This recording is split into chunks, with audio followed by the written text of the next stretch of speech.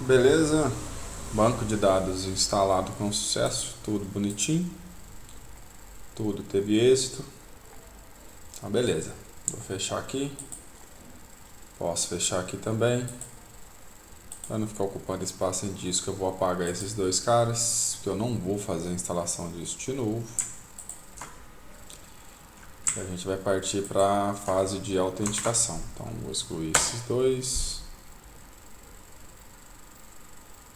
Lembrando que a instalação do banco de dados, ela instala muitas coisas. Eu vou até mostrar aqui pelo Revo, que é até mais bonitinho, mais prático, a quantidade de coisas que são instaladas pelo SQL, né? Então, isso aqui foi Visual Studio, Browser, Compilation, foi também. Essa parte do Visual C++, Microsoft, tudo que foi, ó. Tudo da instalação do banco de dados. Esse .NET não foi, porque eu instalei o .NET manual, mas esse Target Pack aqui foi, esse aqui também foi, precisei de instalar o Chrome, e esse aqui também foi. Então, praticamente, quase que tudo aqui foi instalado pelo pacote do banco de dados SQL, beleza? Vamos lá então. Vou abrir os serviços do Windows, ou eu digito serviços aqui, ou services.msc.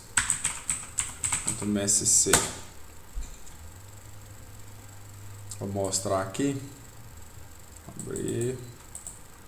Então, você aperta a letra S do teclado, vai para o grupo de S, e aqui está os serviços, né? O daemon, o próprio banco, o agente, o browser que eu mandei deixar como automático e o reporting services. Esses mesmos serviços aqui a gente consegue visualizar eles por aqui. Você vem aqui na instalação do banco de dados, tem ferramentas e configuração, tem esse aqui, ó, SQL Server 2014, no caso Configuration Manager. Só clicar em cima desse cara, ele vai abrir os serviços, estão todos aqui. Inclusive eu recomendo até toda a configuração fazer por aqui, porque ele já replica lá nos serviços do Windows, né? Isso que é nada mais que um snap-in. Aqui são as configurações de rede, no caso a gente não vai colocar. O que a gente precisa de fazer aqui, no caso de instâncias, é vir aqui na instância, no caso que é nossa, MySQL Server, habilitar o pipes nomeados, e em TCP/IP também habilitar. Só que o TCP/IP, apesar de habilitado, ele fica com alguns pontos dele que não permitem conexões, por exemplo, Java. Então a gente vai precisar de fazer algumas conexões Java, então você tem que abrir esse cara e vir em endereços de IP. Aqui a porta padrão é a 1433. Se tiver mais de uma instância, essa porta muda, então conforme a instância a porta é diferente.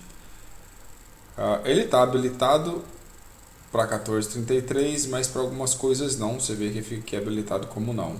Então aqui você precisa de manter sim, ele está ativo e habilitado.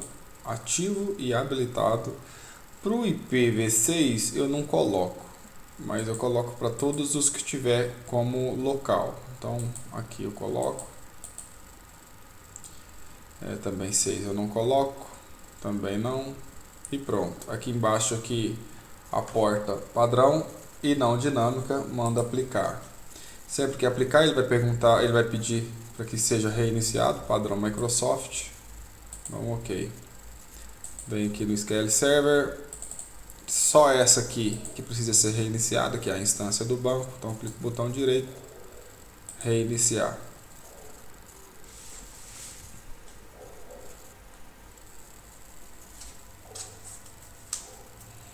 Pode-se fazer por aqui também, que é os atalhos dos botõezinhos para parar, pausar e reiniciar, beleza? Aqui no caso a instância já foi configurada, não tem nada mais que fazer aqui não. Pode fechar. Uma observação, como a gente vai trabalhar com configurações e acesso a banco de dados via rede, ou a porta do firewall ou a porta 1433 tem que estar habilitada no firewall do Windows, mas normalmente os clientes ele tem o próprio gerenciamento de firewall. Então pode se deixar o da Microsoft Windows aqui desativado. Então é só vir aqui em ativar e desativar, marcar para desativar e confirmar, beleza? Pronto. O banco de dados foi instalado. Agora a gente vai criar vamos criar uma base de dados teste, um usuário teste e vamos também, deixa eu ver se para de trabalho. Vamos criar também uma fonte de dados ADBC se conectando naquela base de dados teste, beleza? Vamos dar um aqui. Esse é o gerenciador. Ele já está dentro do pacote. Só aguardar, ele vai ser executado aí. Não estou editando o vídeo, vai ser full mesmo, normal. Bom, vamos lá. Como vocês observaram na instalação, existem dois formatos de instalação de autenticação. Existe o formato de autenticação Windows e banco de dados. Vamos no Windows para vocês verem. Então ele vai pegar a senha, né, o próprio autenticação do Windows e conectar no banco de dados. Então aqui eu estou conectado. Deixa eu ver se eu consigo expandir isso aqui. Através do usuário do Windows. Ele mostra aqui. Então aqui ele vai listar os bancos de dados. São os padrõezinhos aqui, o Reporting Service e os nativos do sistema, dos quais a gente não precisa de mexer. Só que eu não curto muito essa parte de autenticação via Windows, isso é meio perigoso inclusive. Então eu vou desconectar e vou conectar com o usuário administrador do banco. Então, System Administrator, aí é a senha que você definiu no ato da instalação.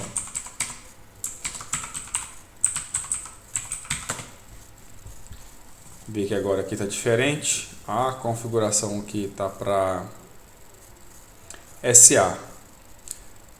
Uma das configurações iniciais que eu sempre faço no banco de dados é limitar o uso de memória dele. Como essa máquina aqui ela tem 3 GB, eu vou limitar o uso de memória dele para 2 GB, porque se deixar ele vai usando enquanto tiver memória.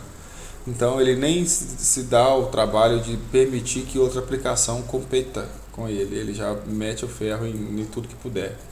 Então vamos lá em propriedades, memória, aqui ele coloca esse absurdo, então é só colocar 2048 aqui e pronto. Pode-se reiniciar a instância também por aqui, então é só clicar com o botão direito e reiniciar.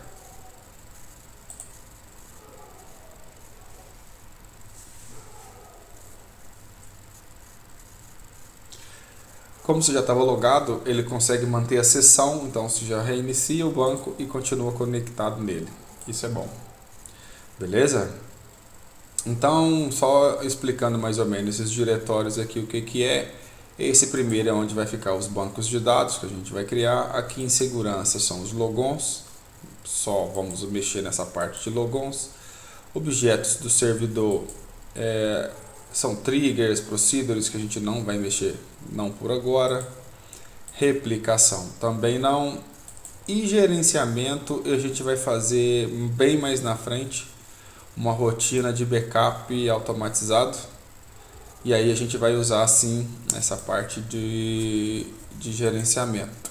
Eu acho que até aqui no dispositivo de backup, a gente vai criar um dispositivo de backup aqui, um novo dispositivo de backup para fazer essa rotina de backup automático.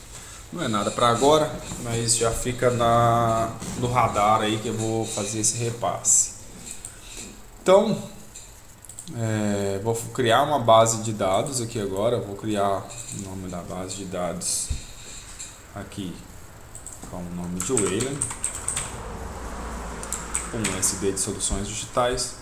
Então, nome da base de dados, proprietário padrão, no caso aqui o padrão está como o System Administrator, as opções do banco, né, que já vem com o nível de compatibilidade do SQL 2014, que é a versão instalada, o tipo de modelo de recuperação eu deixo simples, mas se caso for auditar alguma empresa que tem com auditoria anual, enfim, ou sei lá, algum tipo de auditoria, é interessante deixar em modo completo. Se ele tiver rotinas de backup, então periodicamente é preciso fazer a limpeza dos logs. Eu já deixo como simples para não ter esse trabalho. No grupo de arquivos vai ser só o primário mesmo, não vou criar mais de arquivo aqui, é para a gente ter outros arquivos de banco, deixo um só e conforme ele vai crescendo a gente vai gerenciando apenas os logs. Então o nome da base já está criada, é só dar um OK, ele já cria aqui, então já temos aqui a base de dados. Não vou criar tabela e nenhum tipo de objeto nessa base, a intenção desse vídeo não é essa, então a base de dados já foi criada. Agora eu vou vincular, vou criar um usuário para que tenha permissão nessa base de dados.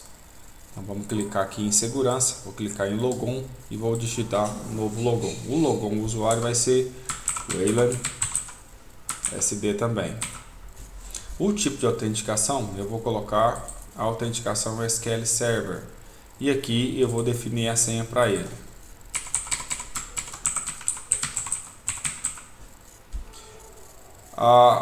A política de senha, isso tudo depende, você vai colocar ou não, importar vencimento de senha, impor o vencimento de senha eu não deixo, porque isso joga a gente no mato. Vamos repetir a senha aqui. Se porventura quando eu clicar em OK a política de senha não for aceita, eu desmarco ali e vida que segue. Aqui embaixo eu defino em qual base de dados eu estou criando esse usuário para que ele tenha vínculo padrão. Então já vou aqui, clico e defino a base. A base é o Wayland. Idioma é o padrão já do sistema instalado. Aqui eu não preciso mexer mais nada, por exemplo, funções de servidor eu não preciso, que ele já vai ficar aqui no público. O mapeamento do usuário eu vou mexer, ou seja, o mapeamento ele vai vir para essa base de dados e o esquema padrão, eu crio um esquema com o mesmo nome do usuário ou eu deixo o próprio DBO, e é o que eu costumo manter. Como esse usuário é o que vai ter acesso a essa base, eu vou deixar ele como proprietário, então ele vai ser o usuário dono dessa base. Então eu coloco o owner aqui. Esses aqui são outros tipos de atributos, mas que não precisa ser colocado para um usuário que vai fazer uso do sistema que a gente vai trabalhar. Então, feito isso aqui, posso dar um OK. O usuário foi criado, ele, se eu for aqui em logons, ele está ali. E se a gente for na base de dados agora, no banco de dados e clicar com o botão direito em propriedades, você vai ver que no banco de dados em permissões tem aqui o usuário que a gente acabou de vincular. Beleza? Só dar um OK aqui, que foi só para conhecimento mesmo.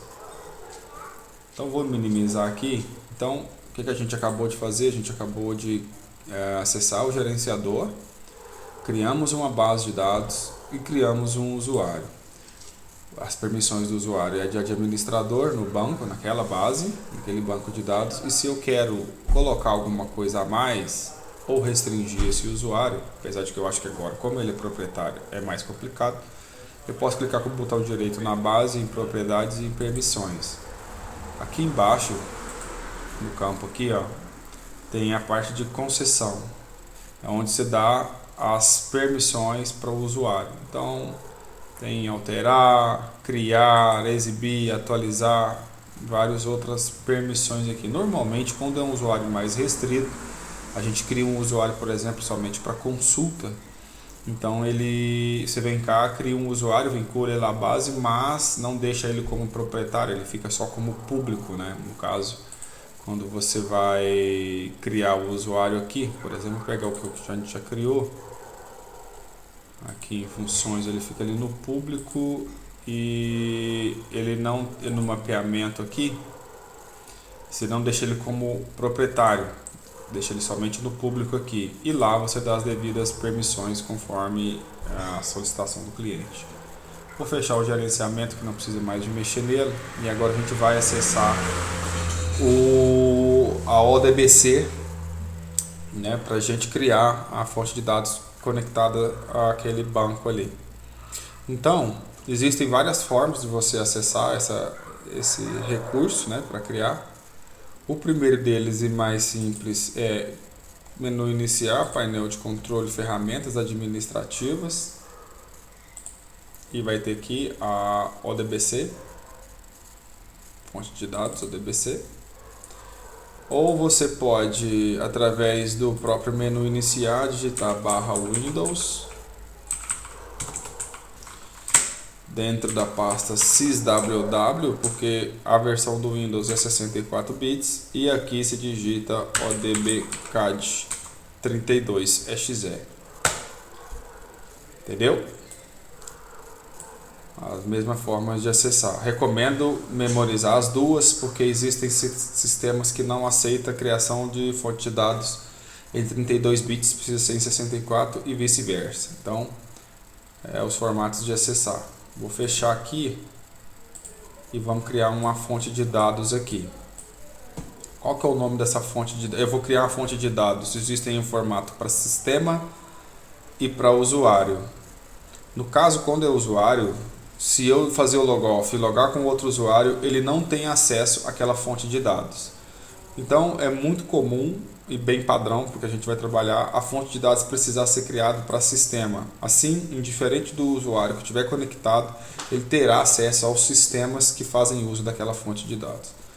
Então vamos criar aqui, adicionar. Aqui ele vai listar quais os drivers existentes aqui para criar. Vamos usar o ODBC Driver. Existe o Native Client, tá? Que ele também é compatível, mas no nosso caso vamos usar sempre que possível o ODBC Driver. Não significa que esse não funciona, vou fazer com os dois para que fique bem claro, mas a preferência é o ODBC Driver, beleza? Vamos criar aqui então, concluir. Então vou digitar aqui o Wayland ODBC. Só o ODBC tá bom. O servidor, no caso, é a máquina que está hospedando o banco de dados. Qual que é a máquina que está hospedando o nosso banco de dados? A máquina local. Eu posso só clicar nessa setinha aqui que ele vai buscar. Ele vai rastrear, ver se existe algum banco na rede ou local, e aqui ele vai listar o nome do servidor. Mas eu posso também, para não ter que ir lá, ele já pegou ali como local. Para eu não colocar assim, feio, local, eu posso abrir o prompt de comando, dar um hostname aqui e copiar o nome do servidor. Então, clico no botão direito, marcar, e venho, clico com direito, copia, jogo aqui.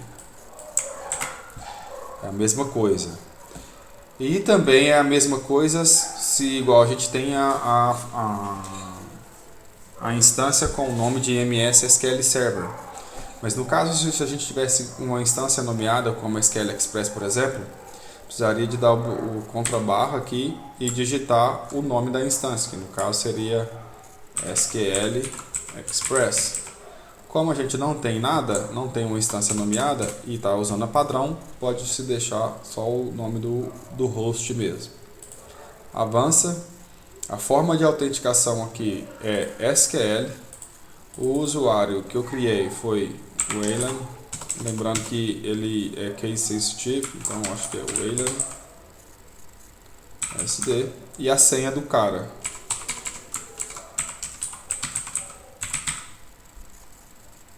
Avança.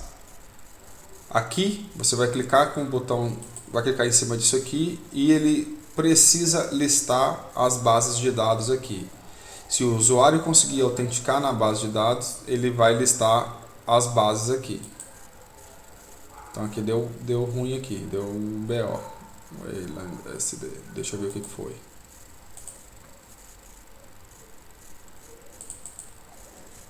Nome do usuário cagado, escrito errado. Wayland SD.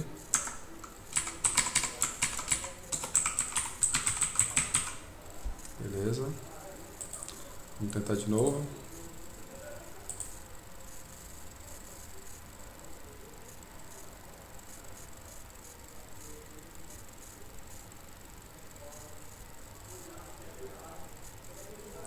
Bom, isso aqui é um aviso. Vamos dar um OK. Vamos ver o porquê que ele não está conseguindo chegar lá, ele não está conseguindo comunicar lá. Vamos tentar com o 11. o Native Client.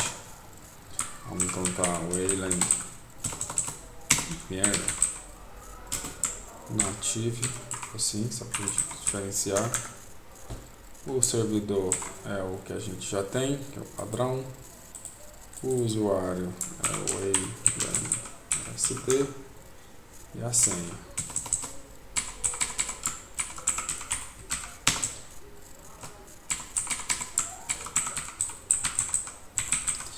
Existe situação onde ele não consegue autenticar nem com um nem com o outro. Daí você precisa fazer uma configuração usando o cliente nativo que vem da Microsoft. Se não der aqui, eu vou fazer, já fica repassado um troubleshoot.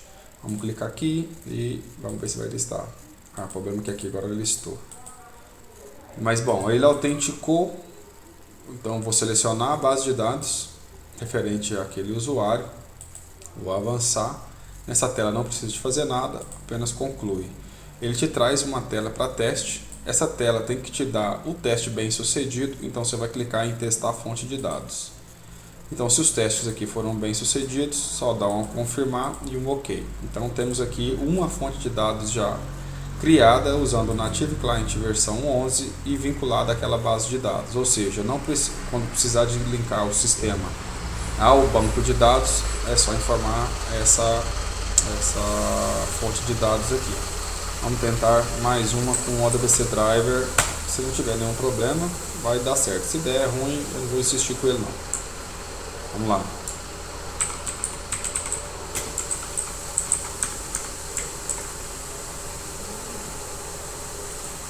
Mesma coisa. O usuário aqui, vou pôr só um ST.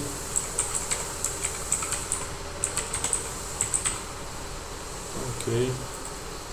Vamos tentar autenticar, ver se ele vai passar. Observe-se que agora, depois que ele conseguiu autenticar utilizando o Native Client, daí agora ele conseguiu passar pelo ODBC Driver. Beleza? Mesma coisa, testa a fonte de dados, dá um OK. OK. Aqui a gente tem então duas fontes de dados, uma com o Native Client, uma com o ODBC Drive.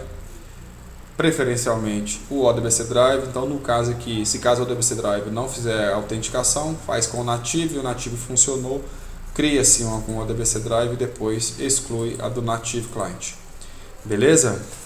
Então é isso, desculpa a barulhada aqui, ônibus e carro passando, sexta-feira, braba, à noite, 9 horas da noite praticamente. Então é isso, espero que ajude. E força e foco. Bora. Fechou.